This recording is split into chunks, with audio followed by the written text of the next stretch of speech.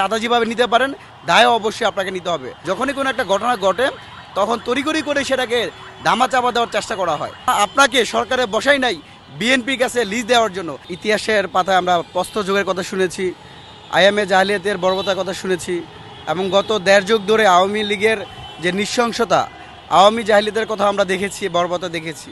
কিন্তু গত বুধবার দিন রাজধানীর মিটফুডে ব্যবসায়ী লালচানকে যেভাবে পাথর নিক্ষেপ করে হত্যা করে এবং তার লাশের উপর নৃত্য করা, সকল নৃশংসতাকে হারিয়ে তারা চ্যাম্পিয়ন হয়েছে। আমরা দেখেছি এই ঘটনার সাথে বাংলাদেশ জাতীয়তাবাদী দল বিএনপির অঙ্গ সংগঠন যুবদলের কর্মী মঈন সহ অনেকেই জড়িত ছিল। অত্যন্ত দুঃখের বিষয়, এমন একটা ঘটনা ঘটেছে যেখানে আমরা 3 দিন পর জানতে পেরেছি। তখন কিন্তু আমরা যখন মিডিয়াতে ফলো করার কথা হলো, আমরা প্রতিবাদ জানাচ্ছি, তখন আমরা তাদের সাংগঠনিক ব্যবস্থার কথা শুনছি, কিন্তু তাদের বিরুদ্ধে থেকে আমরা কিন্তু মামলাও শুনি নাই। আমাদের রাজনৈতিক দলগুলো দেখতে পেয়েছি যে বারবার যখনই কোনো একটা ঘটনা ঘটে তখন তড়িঘড়ি করে সেটাকে ধামাচাপা দেওয়ার চেষ্টা করা হয়। এখানে দেখেন, আমরা যদি গতকাল কথা না বলতাম, একটা রাজনৈতিক দল হিসেবে বিএনপি এই কথা তো তারা জানতো। বুধবারের ঘটনা কেন আজকে আমরা গত রাতে দেখেছি যুবদলের কেন্দ্রীয় সভাপতি গিয়েছে তাদের বাসায়, তাকে আর্থিক সহযোগিতা করেছে, কিন্তু এর আগে কেন করলো না? তো মিডিয়াতে আসছে দায়সরা ভাব। আমরা শুধু একই সাথে বিএনপির এই বিষয়গুলো নিয়ে আমরা খুবই উদ্বিগ্ন। দেখুন, বিএনপি গত 15 বছর যাবত একটা নির্যাতিত নিপীড়িত একটা দল, কিন্তু তারা আজকে তাদের আচরণ একটা জালিমের ন্যায় রূপান্তরিত হচ্ছে। আমরা শুনেছি যে কাক কাকের মাংস খায় না, কিন্তু আমরা দেখতে পেয়েছি গত 10 মাসে বিএনপির মাংস টেনে ছিঁড়ে খাচ্ছে। বিএনপি গত প্রায় শতাধিক মায়ের বুক খালি করেছে। প্রত্যেকটা জায়গায় আমরা চাঁদাবাজির কথা শুনি, অনেক জায়গায় দর্শনের কথা শুনি, অনেক জায়গায় রাজহানির কথা শুনি। এই যে একটা দৌরাত্ম্য, বিএনপি দল হিসেবে কোনোভাবেই এর দায় এড়াতে পারে না। আমরা দেখেছি চাঁদাবাজির যে ঘটনা, সেখানে সে মঈন একটা থানার সভাপতি ক্যান্ডিডেট ছিল সম্ভবত, সেখানে মহানগর দক্ষিণের যুবদলের নেতারা ভাগ পেতেন, এই ভাগটা মনে হয় সম্ভবত কেন্দ্রীয় নেতারা পেতেন। তাহলে আপনি চাঁদা হিসাবে সব জায়গায় পাবেন, দায় কেন আপনি নেবেন না? চাঁদা যেভাবে নিতে পারেন দায়ও অবশ্যই আপনাকে নিতে হবে। আমরা জুলাই অভ্যুত্থানে দেখিয়ে দিয়েছি, যখন শহীদ আবু সাইদকে হত্যা করা হয়েছে তার দায় কিন্তু আমরা শেখ হাসিনা পতনের জন্য দাঁড়িয়ে গেছি। ঠিক একইভাবে যখন আপনার দলে কোনো কর্মীরা কোনো মায়ের বুক খালি করবে, তখন আপনার দলের প্রধান হিসেবে কোনোভাবেই তার দায় এড়াতে পারেন না। একই সাথে আমরা অন্তর্বর্তীকালীন সরকারের প্রতি আহ্বান জানাই, প্রফেসর ইউনূসের প্রতি আহ্বান জানাই, আপনাকে সরকারে বসাই নাই বিএনপির কাছে লিজ দেওয়ার জন্য।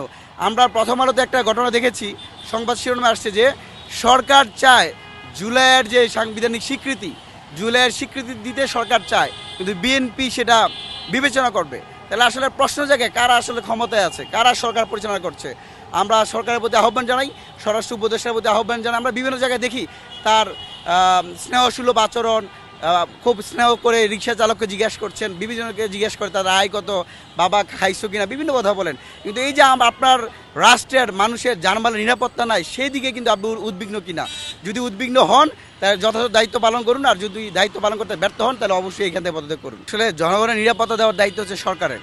সরকার যখন আইন শৃঙ্খলা বাহিনী মানুষের জানমালের নিরাপত্তা দিতে ব্যর্থ হয়, তখনই এরকম আমরা সন্ত্রাসী কাজ দেখতে পাই।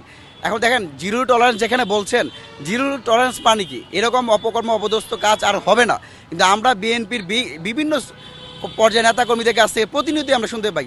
গতকালকে একটা ভিডিও দেখলাম যে একজন বিয়েতে গেছে চাঁদাবাজি করতে বিয়ের টাকা না দেওয়া থাকে, সেখানে বিয়ে করতে দিবে না। এরকম আমরা নৃশংসতা আমরা প্রতিনিয়ত দেখতে পাচ্ছি। তবে এটা বলার প্রশ্নই আসে না যে আগেই ভালো ছিলাম, আগে ভাই আমরা কথা বলতে পারি নাই, কথা বললে রিমান্ডে নিয়ে নির্যাতন করা হতো, সে রিক্সা চালক হোক আর একটা রাজনীতিবিদ হোক। আমরা এমন একটা বাংলাদেশ দেখেছি যেখানে আপনি আওয়ামী লীগের বিরুদ্ধে কথা বললে আপনার রিমান্ডে নির্যাতন করা হতো, আপনি আওয়ামী লীগের রাজনীতির বিরুদ্ধে কথা বললে আপনাকে হত্যা করা জায়েজ হতো, ক্রসফায়ার দেওয়া জায়েজ হতো। সেই বাংলাদেশটা এখন নাই। আমরা এই নতুন বাংলাদেশে অবশ্যই নিরাপদ চাই, আমরা বাসযুদ্ধ বাংলাদেশ চাই, যেখানে চাঁদাবাজ থাকবে না, সন্ত্রাস থাকবে না, দখলদারিত্ব থাকবে না, আমাদের নারীরা আমাদের বোনেরা নিরাপদে বসবাস করতে পারবে, সেই বাংলাদেশ চাই। তো এই বাংলাদেশে ব্যর্থ করতে হলে অবশ্যই এখানে অন্তর্বর্তীকালীন সরকারের অনেক বড় দায় আছে। তারা কেন যে বিএনপিকে মনে করে তারা লিজ দিয়ে দিছে, বিএনপি যেখানে অপকর্ম করছে সেখানে তাদেরকে শক্ত হাতে প্রতিরোধ গড়ে তুলছে না। আমরা ডেভিল হান্টের কথা শুনেছি, কোথায় আমাদের যৌথ বাহিনী, কোথায় আমাদের সেনাবাহিনী, পুলিশ বাহিনী, কোথায়? তারা কেন চাঁদাবাজদের বিরুদ্ধে ডিরেক্ট অ্যাকশন যাচ্ছে না? কেন সন্ত্রাসীদের বিরুদ্ধে ডিরেক্ট অ্যাকশন যাচ্ছে না? আমরা তো গণমাধ্যম দেখতে পেয়েছি বিএনপি প্রায় 4000 অধিক সাংগঠনিক ব্যবস্থা নিয়েছে। যেই সাংগঠনিক ব্যবস্থা নেওয়া হয়েছে ধর্ষণের বিরুদ্ধে বা দুর্নীতির বিরুদ্ধে, চাঁদাবাজের বিরুদ্ধে, কিন্তু সেই 4000 লোককে কেন অন্তর্বর্তীকালীন সরকার গ্রেপ্তার করছে না? তারা কেন এখনও বিএনপিকে বা বিএনপি সন্ত্রাসীদেরকে ভয় পাচ্ছে? আমরা তাদের কাছে প্রশ্ন রাখতে চাই।